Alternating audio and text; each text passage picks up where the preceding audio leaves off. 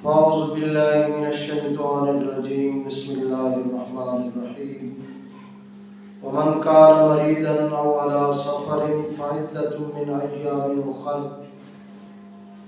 صدق الله مولانا العظيم وصدق رسوله النبي الكريم الأمين ونحن على ذلك لمن الشاهدين والشاكرين والحمد لله رب العالمين إن الله وملائكته يصلون على النبي يا أيها الذين آمنوا صلوا عليه وسلموا تسلیما۔ تمام حضرات آقا دو جہاں صلی اللہ علیہ وسلم کی ذات پر درود و سلام کے قدرے پیش فرمائے۔ الصلاۃ والسلام علیک یا سیدی یا سیدی یا رسول اللہ، الصلاۃ والسلام علیک یا سیدی یا سیدی یا حبیب اللہ، الصلاۃ والسلام علیک یا سیدی یا نبی اللہ وعلى آلك وأصحابك يا سيدي يا رب الله۔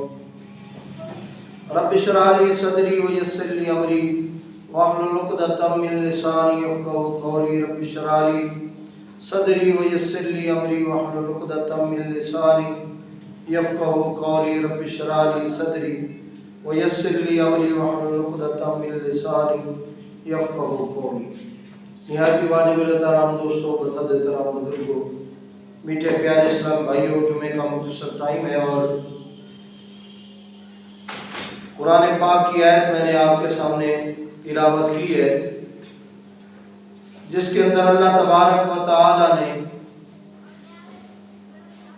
جن صورتوں کے اندر روزہ چھوڑا جا سکتا ہے ان کا بیان فرمایا۔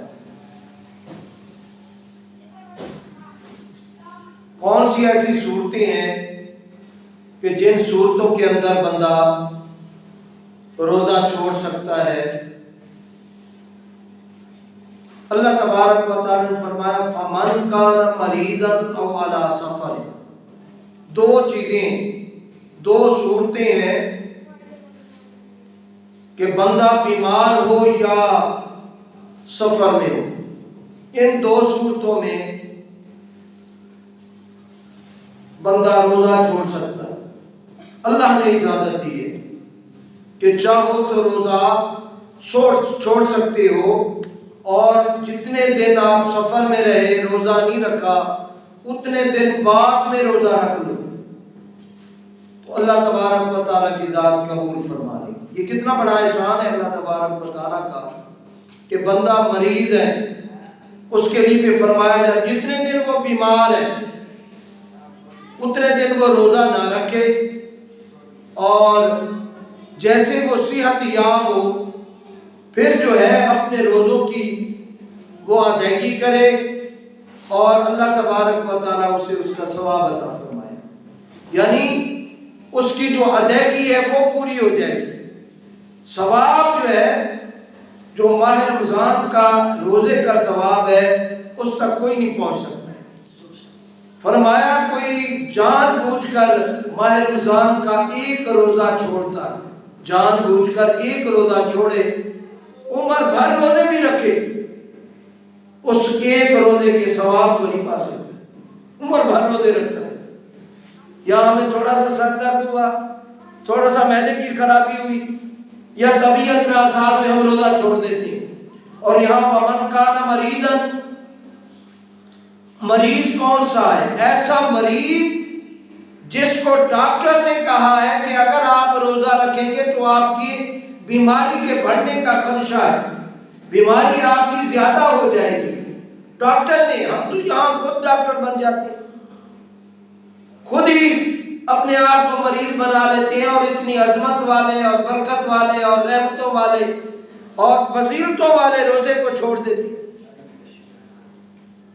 کبھی سفری یا کوئی کام کی تھکاوٹ ہو جاتی ہے تو تب بھی، اب سفر تو ہمارے ہاں بہت ہی آسان ہو گئے، اسی گاڑیوں میں سفر ہو رہے ہیں، ہوائی جہازوں میں سفر ہو رہا ہے، ریل گاڑیوں میں سفر ہو رہے ہیں، اپنی سواری ہے، موٹر سائیکل پہ سفر ہو رہے ہیں، کوئی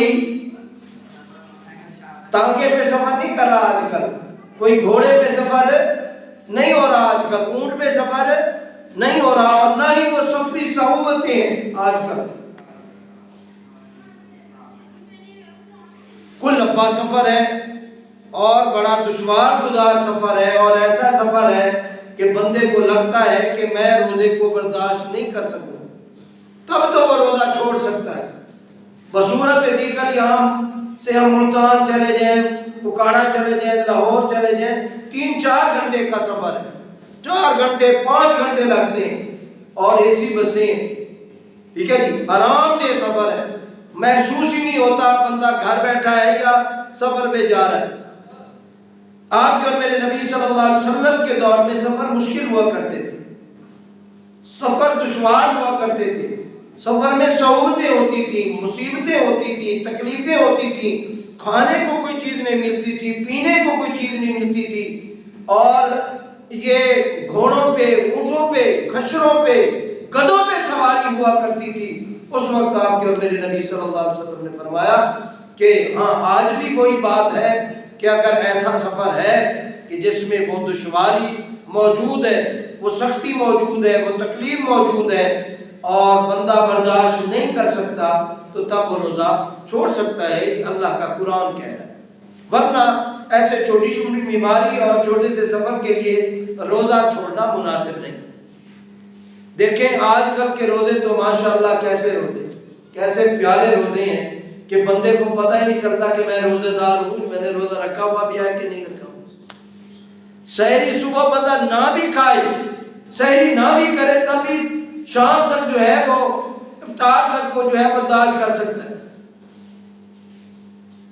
تو لہذا ماہ رمضان کا روزہ کوئی بھی نہ چھوڑے سوائے ان 2 صورتوں میں۔